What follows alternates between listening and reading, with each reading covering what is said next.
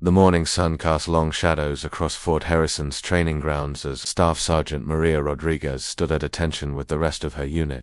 The crisp October air bit at her cheeks, but she remained perfectly still, eyes forward, waiting for roll call to begin. Sergeant First Class Tommy Mitchell stepped forward with his clipboard, his voice carrying across the formation like a bullhorn. Anderson, here Sergeant Brooks, Eddie, Sergeant Davies, here Sergeant. Maria's heart began to race as the names continued down the list. She knew her place in the alphabet.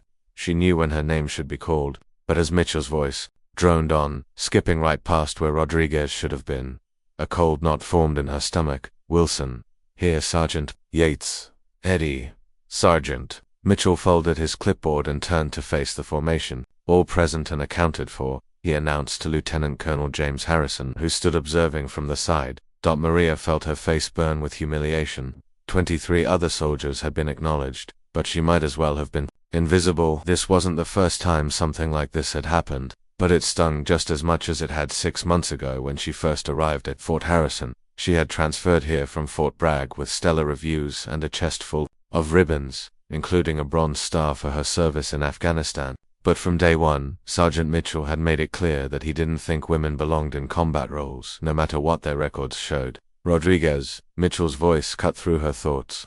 Since you're apparently not part of this formation, you can clean the latrines after morning PT. The other soldiers shifted uncomfortably. Maria could feel their eyes on her, some sympathetic, others indifferent. She had learned not to expect support from her fellow soldiers. Most of them were good people, but they weren't willing to risk their own standing to defend her. Yes, Sergeant, Maria replied, her voice steady despite the anger burning in her chest. As the formation was dismissed for physical training, Private First Class Danny Peterson jogged up beside her. Danny was barely 19, fresh out of basic training, and one of the few soldiers who had consistently treated her with respect. That was messed up, Sergeant Rodriguez, he said quietly, glancing around to make sure Mitchell wasn't within earshot. Everyone knows you were standing right there. Maria appreciated the young soldier's concern, but she had learned to fight her battles carefully. It's fine, Peterson, I've dealt with worse, but it's not right. You're one of the best soldiers in this unit. You saved 3 guys in Afghanistan. You deserve better than this. Maria slowed her pace and looked at the earnest young man beside her. Listen, Danny, I know you mean well, but this is my fight.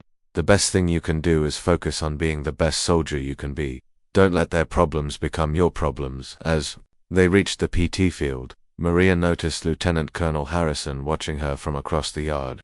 He was a fair man, from what she had observed, but he was also old-school military. He believed in the chain of command, and rarely interfered with how his sergeants ran their units. The physical training was brutal, as always. Mitchell seemed to take special pleasure in making the exercises harder whenever Maria was involved. Push-ups became endless. The running course grew longer, but Maria had endured far worse during her 3 deployments overseas. She pushed through every exercise with determination, finishing strong while some of the men struggled to keep up. After PT, while the other soldiers headed to breakfast, Maria made her way to the latrines with a bucket and scrub brush. The work was demeaning, especially for someone of her rank, but she had learned not to give Mitchell the satisfaction of seeing her break. As she scrubbed the floors on her hands and knees, she thought about her daughter Emma, who was living with Maria's mother back in Texas while Maria served. Emma was only 8 years old, but she was proud of her mom's service. Maria couldn't let her down by giving up now. Working hard, I see. Maria looked up to see Captain Lisa Park standing in the doorway. Captain Park was the company's executive officer and one of only 3 female officers on the base. She was tough, fair, and had always treated Maria professionally. Just following orders, Mom, Maria replied, continuing to scrub. Captain Park stepped into the latrine and closed the door behind her. Maria, can I speak frankly with you? Of course, ma'am. I've been watching what's been happening with Sergeant Mitchell. I know it's not right, and I've been documenting incidents, but I need you to know that things might get worse before they get better. Maria sat back on her heels and looked up at the captain. What do you mean, ma'am? There's talk of a new assignment coming down from higher up. Something big. Mitch been lobbying hard to make sure you're not considered for it. He's been telling anyone who will listen that you're not reliable, that you don't fit in with the unit. The words hit Maria like a physical blow. She had been hoping for a chance to prove herself, to show that she belonged here. Is there anything I can do? Captain Park's expression was sympathetic but realistic. Keep doing what you're doing, stay professional, don't give him any ammunition to use against you, and document everything. Write down every incident, every unfair treatment, every time you're passed over for opportunities you've earned. Yes, ma'am, I will. After Captain Park left, Maria continued cleaning, but her mind was racing. She had survived combat zones, lost friends in battle, and rebuilt her life as a single mother. She wasn't going to let one bitter sergeant destroy everything she had worked for that evening. As she sat in her small quarters writing in a notebook, documenting the day's events as Captain Park had suggested, Maria made a quiet promise to herself. She would endure whatever Mitchell threw at her. She would prove her worth through her actions, not her words. And someday the truth would come to light. She had no idea how soon that day would come, or how dramatically it would change everything. Weeks had passed since the roll call incident, and things had only gotten worse for Maria. Sergeant Mitchell seemed determined to break her spirit through a campaign of systematic harassment disguised as military discipline. Every morning, her name was deliberately skipped during roll call. Every afternoon, she was assigned the worst details: cleaning grease traps, inventorying supplies in the sweltering warehouse, scrubbing vehicles until her hands were raw. While other staff sergeants led training exercises and managed their teams, Maria was treated like a private fresh out of basic training. The emotional toll was wearing on her. During her nightly video calls with Emma, she had to work harder to smile, to sound upbeat about her day. Her 8-year-old daughter was perceptive, and Maria could see the worry creeping into Emma's eyes. "Mummy, are you okay?" Emma asked during one call, her small face scrunched with concern on the laptop screen. "I'm fine, sweetheart. Just tired from training." "How was school today?" Emma launched into a story about her art class, but Maria could see that her daughter wasn't entirely convinced. The guilt ate at her. She was supposed to be setting an example, showing Emma that hard work and perseverance paid off. Instead, she felt like she was failing both as a soldier and as a mother. The situation came to a head on a cold Thursday morning in early November. Maria had arrived at formation early, as always, and taken her position in the ranks. The other soldiers filed in around her, most avoiding eye contact. They weren't cruel, but they had learned that associating with her could bring unwanted attention from Mitchell. Roll call proceeded as usual, with her name conspicuously absent from the list. But this time, something was different. As Mitchell finished the roll call and prepared to dismiss the formation for PT, Lieutenant Colonel Harrison stepped forward. "Sergeant Mitchell, I noticed Staff Sergeant Rodriguez's name wasn't called during roll call." The formation went dead silent. Maria felt her heart pounding so hard she was sure everyone could hear it. Mitchell didn't miss a beat. "She's been having attendance issues, sir." I didn't want to hold up the formation waiting for her. "Attendance issues?" Harrison's voice was sharp. "She's standing right there in formation." "Well, yes, sir, she made it this morning." "But Staff Sergeant Rodriguez," Harrison called out, "step forward." Maria's legs felt like lead as she stepped out of formation. "Yes, sir." "How many days have you missed formation in the past month?" "None, sir. I haven't missed a single formation since arriving at Fort Harrison 6 months ago." Harrison's eyes narrowed as he looked between Maria and Mitchell. "Sergeant Mitchell, I want to see your attendance records for Staff Sergeant Rodriguez immediately after PT." "Sir," Mitchell replied, but Maria could see the anger burning in his eyes. She knew she would pay for this later after PT instead of her usual punishment detail.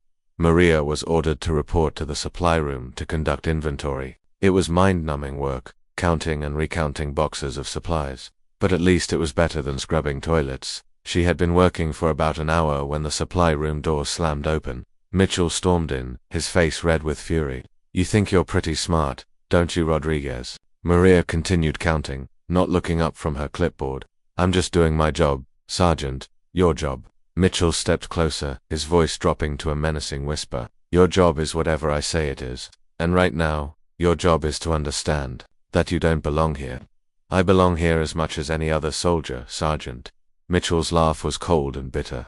"You really believe that, don't you? You think because you got lucky in Afghanistan, because you pulled some guys out of a burning vehicle, that makes you some kind of hero?" Maria finally looked up, meeting his eyes directly. "I think it makes me a soldier who did her duty.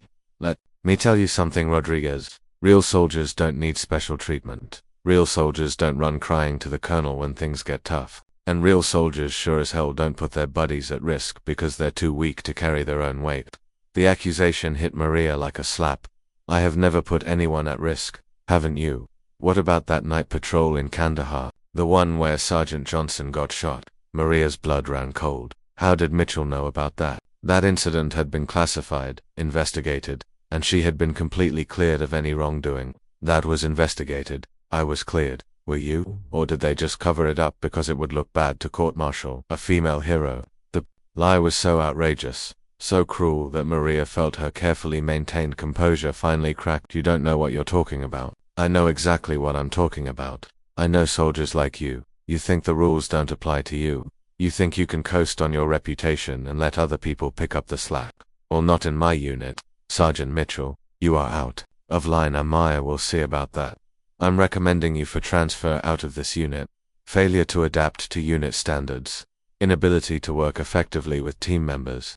I think that should be enough to get you shipped out to some desk job, where you can't hurt anyone. Maria felt the walls closing in around her. If Mitchell succeeded in getting her transferred with negative evaluations, it would effectively end her military career. Everything she had worked for, everything she had sacrificed, would be gone. You can't do this based on lies. Who's going to stop me? Your buddy, Captain Park.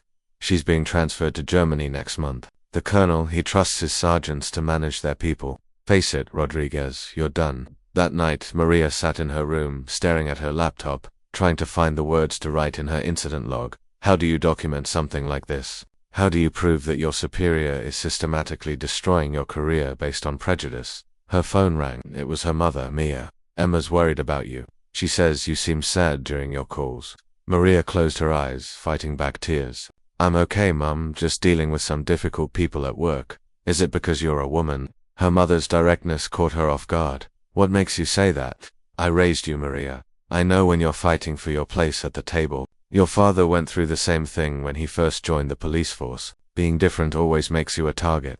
I don't know what to do, Mum. I've tried everything. I've been professional. I've worked twice as hard as everyone else. I've followed every rule. But it's not enough, Mia. Sometimes the right thing to do isn't clear until the moment comes. But when it does come, you'll know. Your father always said that the truth has a way of coming to light, but sometimes it needs a little help. After she hung up, Maria sat in the darkness thinking about her mother's words. She had been passive for too long, absorbing the abuse and hoping that her exemplary service record would speak for itself. But Mitchell was right about one thing: who was going to stop him? The answer, she realized, might have to be her. Maria spent the next 2 weeks walking a tightrope. On the surface, she continued to endure Mitchell's harassment with stoic professionalism, but underneath, she was building a case that would be impossible to ignore. She started carrying a small notebook everywhere, documenting every incident, with precise military detail, time, date, witnesses present, exact words spoken. She photographed work assignments that were clearly punitive and inappropriate for her rank. Most importantly, she began quietly reaching out to other soldiers who had witnessed Mitchell's behavior. The breakthrough came from an unexpected source. Private First Class Danny Peterson approached her one evening as she was leaving the dining facility. Sergeant Rodriguez, can I talk to you privately? They walked to a quiet area near the motor pool, away from prying eyes and ears. I've been thinking about what you said about fighting your own battles, Danny began nervously. But I don't think this is just your battle anymore. What do you mean? Danny looked around to make sure they were alone. Mitchell's been talking to some of the other sergeants. He's been saying things about you, about your service record, bad things, and it's not just affecting you anymore. Maria felt a chill run down her spine. What kind of things? He's been telling people that you faked your injuries in Afghanistan to get medals, that you abandoned your post during that firefight where you saved those guys. He's making it sound like you're some kind of fraud. The accusations were so outrageous that Maria felt momentarily speechless. Those are lies. Everything I did was documented, investigated, and verified. I know that. A lot of us know that. But he's convincing some people. And Sergeant Rodriguez, he's not just going after you anymore. He told Corporal Williams that anyone who supports you or speaks up for you will find themselves with similar problems. Maria understood now. Mitchell wasn't just trying to destroy her, he was using her as an example to maintain control through fear. Other soldiers were watching to see if standing up to injustice would be tolerated or punished. Danny, I need you to be very careful. Don't put yourself at risk for me. But that's just it, Sergeant. This isn't just about you anymore. Yesterday, he made Specialist Jackson clean the entire mess hall by herself because she said something positive about your leadership during a training exercise. He's creating a climate where nobody can say anything good about anyone he doesn't like. That night, Maria made a decision that would change everything. She began reaching out to contacts from her previous assignments, people who could verify her service record and character. She also started researching military regulations and procedures for reporting harassment and discrimination. What she found was both encouraging and terrifying. The military had clear policies against the kind of treatment she was receiving, but the process for reporting it was complex and potentially career-ending if not handled perfectly. Her research led her to discover something else. Fort Harrison had a history of problems with discrimination and harassment. 3 years earlier, there had been a major investigation that resulted in several transfers and one court-martial. The base commander at the time had been relieved of duty. Current base commander, Colonel Rebecca Martinez, had been brought in specifically to clean up the culture and ensure that such problems didn't happen again. But apparently, some pockets of the old attitudes remained. Maria decided to take a calculated risk. She reached out to Captain Park, who was still on base for another week before her transfer to Germany. That they met at a coffee shop off base, away from military eyes and ears. "Maria, I have to be honest with you," Captain Park said after reviewing the documentation Maria had compiled. "What you have here is compelling, but it's also dangerous. If you file a formal complaint and it doesn't result in immediate action, Mitchell will find ways to retaliate that will be even harder to prove. So you think I should do nothing? I think you should be very strategic about your next move. You have good documentation, but you need something that can't be denied or explained away.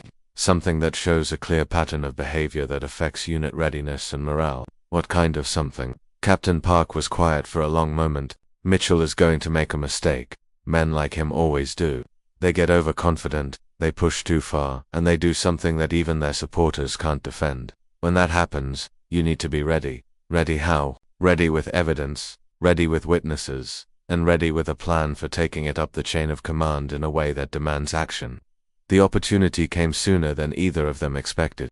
The following Monday, Maria was assigned to lead a training exercise for new recruits. It was unusual. Mitchell typically kept her away from leadership roles, but several other staff sergeants were out sick, and the exercise couldn't be postponed. Maria threw herself into the preparation, creating detailed lesson plans and safety protocols. This was her chance to show what she could do, to remind people why she had earned her rank and her ribbons. The training exercise went perfectly. The new recruits responded well to her instruction, and even some of the other soldiers commented on how well organized and effective the session had been. For the first time in months, Maria felt like a real soldier again. But as she was packing up her equipment after the exercise, Mitchell appeared with Lieutenant Colonel Harrison, Staff Sergeant Rodriguez. Harrison said, "Sergeant Mitchell tells me there were some safety violations during your training exercise today." Maria's heart sank. "Sir, I followed all safety protocols exactly as written." She had the recruits doing live fire exercises without proper supervision,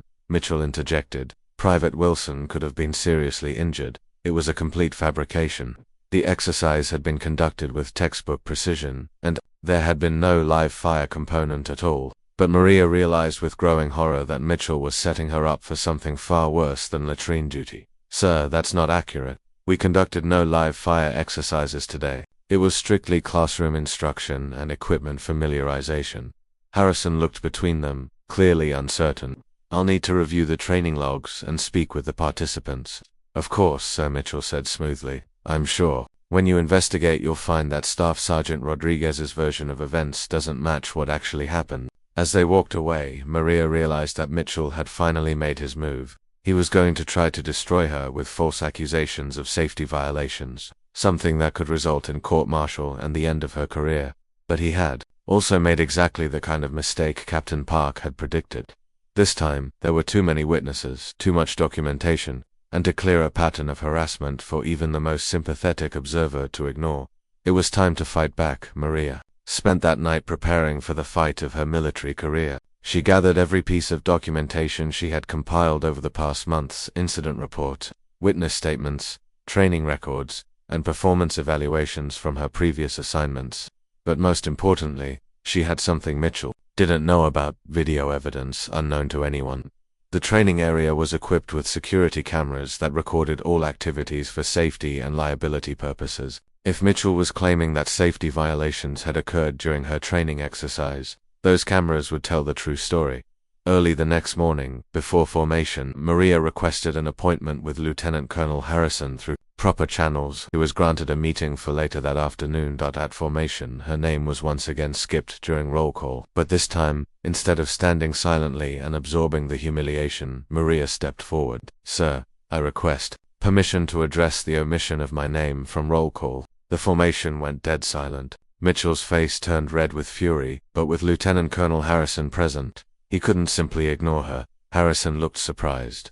"Staff Sergeant Rodriguez, you'll have your opportunity to discuss any concerns during our scheduled meeting this afternoon." "Yes, sir. I just wanted to ensure my presence was properly recorded for today's formation." "Noted. Your attendance is recorded." Maria could feel the eyes of every soldier in the formation on her. Some looked surprised, others concerned, but she also saw something she hadn't seen before: respect. She was finally standing up for herself, and her fellow soldiers were taking notice. After formation, as the other soldiers headed to their assigned duties, Mitchell cornered Maria near the equipment shed. "You think you're clever, don't you?" he hissed. "Going over my head, making me look bad in front of the colonel." "I'm following proper military procedure, Sergeant. Something we should all be doing. Let me tell you what's going to happen, Rodriguez. I'm going to bury you. By the time I'm done, you'll be lucky to get a job as a mall security guard." "Are you threatening me?" "Sergeant, I'm promising you." What Mitchell didn't know was that Maria had learned from Captain Park's advice about documentation. She was now carrying a small digital recorder, legally recording all interactions with her supervisors for her own protection. Every threat, every inappropriate comment, every attempt at intimidation was being preserved as evidence. That afternoon, Maria reported to Lieutenant Colonel Harrison's office with a thick folder of documentation she had spent hours organizing, everything chronologically, creating a clear timeline of harassment and discrimination. "Staff Sergeant Rodriguez, please have a seat," Harrison said, gesturing to a chair across from his desk. "I understand you have some concerns about your treatment in this unit." "Yes, sir. I believe I have been subjected to systematic harassment and discrimination by Sergeant First Class Mitchell, and I have documentation to support that assertion." Harrison's eyebrows rose. This was clearly not what he had expected. "Those are serious accusations, Staff Sergeant." "Yes, sir. I understand the gravity of what I'm saying, and I don't make these claims lightly." Maria spent the next hour walking Harrison through her documentation. She showed him the pattern of missed roll calls, the inappropriate work assignments, the falsified training reports, and the recorded threats. She provided witness statements from soldiers who had observed the harassment, but the smoking gun was the training exercise video footage. Maria had requested the footage through proper channels, citing safety review procedures. The video clearly showed that her training session had been conducted flawlessly, with no safety violations of any kind. Harrison watched the footage in silence, his expression growing darker with each passing minute. When it finished, he leaned back in his chair and was quiet for a long moment. "Staff Sergeant Rodriguez, this is extremely disturbing. If these allegations are accurate, this represents a serious failure in leadership and unit cohesion. Sir, I want to emphasize that this is not about personal conflicts or personality clashes. This is about professional conduct and the impact on unit effectiveness. I understand. I'm going to need to conduct a formal investigation. In the meantime, I'm temporarily reassigning you to work directly with Captain Martinez in the training department, effective immediately." Maria felt a wave of relief wash over her. For the first time in months, she would be working in an environment where her skills and experience would be valued rather than punished. "Thank you, sir." "Me yet, Staff Sergeant. This process is going to be difficult. Sergeant Mitchell will likely deny everything, and some people may view you as a troublemaker for speaking up. Are you prepared for that, sir? I've been dealing with that for months. The only difference now is that the truth is going to come to light." That evening, word of the investigation spread quickly through the base. Maria's fellow soldiers reacted in various ways, some supportive, others skeptical, many simply trying to stay out of what they saw as a dangerous situation. But Private Peterson approached her after dinner with news that changed everything. "Sergeant Rodriguez, I need to tell you something. After you met with the colonel today, Sergeant Mitchell called a meeting with all the NCOs. He told them that you were filing false charges against him and that anyone who supported your story would face consequences." "What kind of consequences?" He didn't specify, but Sergeant Williams asked him point blank if he was threatening retaliation against potential witnesses. Mitchell said that people who lie to protect troublemakers often find themselves having problems of their own. Maria felt her stomach drop. Mitchell was now openly intimidating witnesses, which was a court-martial offense. But it also meant that soldiers who might have been willing to tell the truth would now be afraid to come forward. "Danny, I need you to be very careful. Don't put yourself at risk for me, Sergeant Rodriguez. With all due respect, this isn't just about you anymore. Half the soldiers in this unit are walking on eggshells, afraid they might be next. Someone has to stand up to him." That night, Maria called her mother and daughter. For the first time in months, she felt like she could be honest about what was happening. "Mummy, are you in trouble?" Emma asked during their video call. "No, sweetheart. Sometimes adults have to make difficult decisions about what's right and what's wrong. I'm doing what I think is right, but it's not easy. Are you going to be okay?" Maria looked at her daughter's concerned face on the screen and felt a surge of determination. "Yes, baby, I'm going to be fine, and I'm going to make sure that other people in similar situations will be fine too." After she hung up, Maria sat in her room thinking about what Peterson had said. This wasn't just about her anymore. It was about every soldier who had been intimidated into silence. Every person who had been afraid to speak up against injustice. Tomorrow, she would find out just how far Mitchell was willing to go to protect himself, and whether the military justice system she had sworn to serve would protect her in return. The next morning brought an unexpected development that would change everything. Maria arrived at formation to find Lieutenant Colonel Harrison standing beside a woman in dress blues whom she didn't recognize. The woman's insignia identified her as a full colonel. "Company, attention," Harrison called out. "This is Colonel Rebecca Martinez, Fort Harrison's base commander. She will be addressing the unit." Maria felt her heart race. The base commander's presence could mean only one thing. The investigation had escalated far beyond the unit level. Colonel Martinez stepped forward, her voice carrying the authority of someone accustomed to command. "I have been made aware of serious allegations regarding conduct within this unit. As of this morning, I am ordering a comprehensive investigation into claims of harassment, discrimination, and witness intimidation." Maria saw Mitchell's face go pale. Several other soldiers shifted uncomfortably, clearly wondering how this would affect them. "During this investigation, I am implementing immediate changes to ensure the integrity of the process. Sergeant First Class Mitchell is being temporarily reassigned to administrative duties pending the outcome of the investigation. Staff Sergeant Rodriguez will resume normal duties appropriate to her rank and experience." The announcement sent shockwaves through the formation.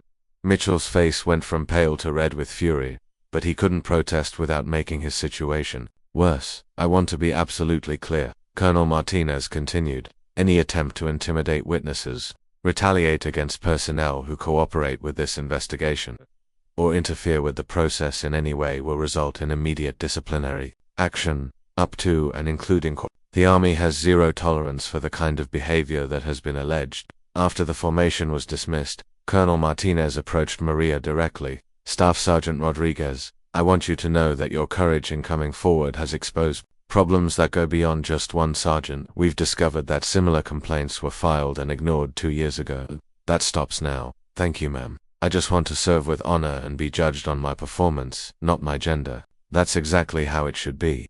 Report to Captain Martinez in training operations.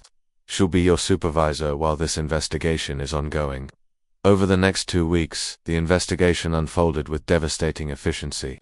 Army investigators interviewed dozens of soldiers, reviewed years of personnel records, and examined every aspect of Mitchell's leadership. What they found was worse than even Maria had suspected. Mitchell had been systematically targeting not just her, but any soldier he viewed as different, women, minorities, and anyone who challenged his authority.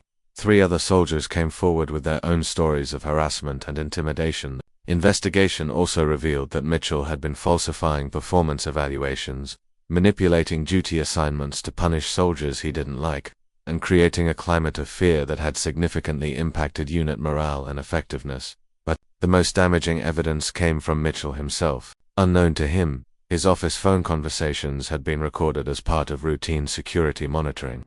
Investigators found multiple conversations where he had discussed his plans to get rid of Maria and other soldiers he viewed as problems.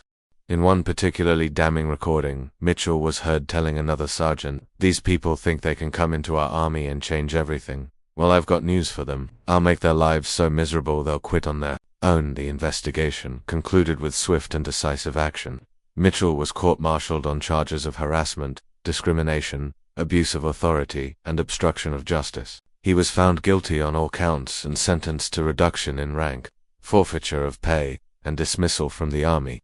2 other NCOs who had supported Mitchell's behavior received non-judicial punishment and were transferred to other bases. But the real vindication for Maria came in an unexpected form. 3 days after Mitchell's court-martial, she was called to Colonel Martinez's office. "Staff Sergeant Rodriguez, please have a seat. I have some news that I think you'll find interesting." Colonel Martinez placed a folder on her desk. "Do you remember the special assignment that Sergeant Mitchell was trying to keep you from being considered for?" "Yes, ma'am. Captain Park mentioned something about it." "It was a position as a senior instructor at the Army's new leadership development program.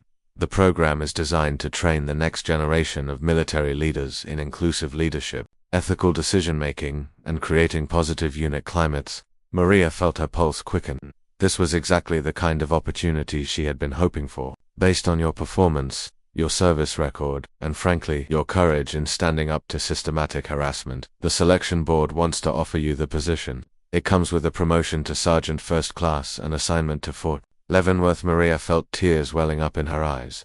After months of being told she didn't belong, she was being offered a position training future military leaders. "There's more," Colonel Martinez continued. "Your story is going to be used as a case study in the program. Not your personal details, but the situation you faced and how you handled it. Future leaders will learn about the importance of maintaining unit integrity and protecting soldiers from harassment." "Ma'am, I'm honored, but I have a daughter. The position comes with family housing and access to excellent schools. Your daughter would thrive in that environment." That evening Maria video called Emma and her mother with the news. "Mummy, does this mean the bad people can't hurt you anymore?" Emma asked. "It means that I stood up for what was right, and good things happened because of it. But more importantly, it means that other soldiers won't have to go through what I went through." Her mother's eyes were filled with pride. "Your father would be so proud of you, Mia. You did what he always taught you. You stood up for what was right, even when it was hard." 6 months later, Maria stood in front of her first class of officer candidates at Fort Leavenworth. As she looked out at the faces before her, men and women of all backgrounds and ethnicities, she thought about how different things could have been if she had remained silent. "Leadership," she began, "is not about commanding respect through fear or intimidation. It's about earning respect through fairness, integrity, and courage. It's about creating an environment where every soldier can contribute their best, regardless of their background or identity." She paused, thinking about her journey from being skipped at roll call to standing here as an instructor. Real strength isn't about tearing others down to build yourself up. Real strength is about lifting others up and creating a team where everyone can succeed. That's what the Army is supposed to be, and that's what you're going to help it become. As she began her lesson on inclusive leadership, Maria knew that her struggle had been worth it, not just for her own career, but for every soldier who would benefit from leaders who understood that true strength comes from unity, not division. The young officer candidates listened intently, unaware that they were learning from someone who had lived every principle she was teaching them. And in the back of the classroom, taking notes like any other student, sat Private First Class Danny Peterson, who had been selected for officer candidate school partly based on his recommendation from his former supervisor, Staff Sergeant Maria Rodriguez. The cycle of good leadership, Maria realized, was now continuing through the soldiers she had influenced and would continue to influence. Mitchell's attempt to break her had instead made her stronger and given her a platform to ensure that his kind of leadership would become a relic of the past. Justice, it turned out, was not just about punishment for wrongdoing. It was about transformation, turning a painful experience into positive change that would benefit countless others. And every morning, when Maria called roll for her students, she made sure every single name was called clearly and with respect, because she knew that being seen, being acknowledged, being valued, these simple acts could mean the difference between a soldier who thrives and one who simply survives. The title of her course was Ethical Leadership in Modern Military Environment, but the soldiers who took it knew it by a different name: the Rodriguez Method, a leadership philosophy built on the simple but powerful idea that every soldier deserves to be treated with dignity and given the opportunity to serve.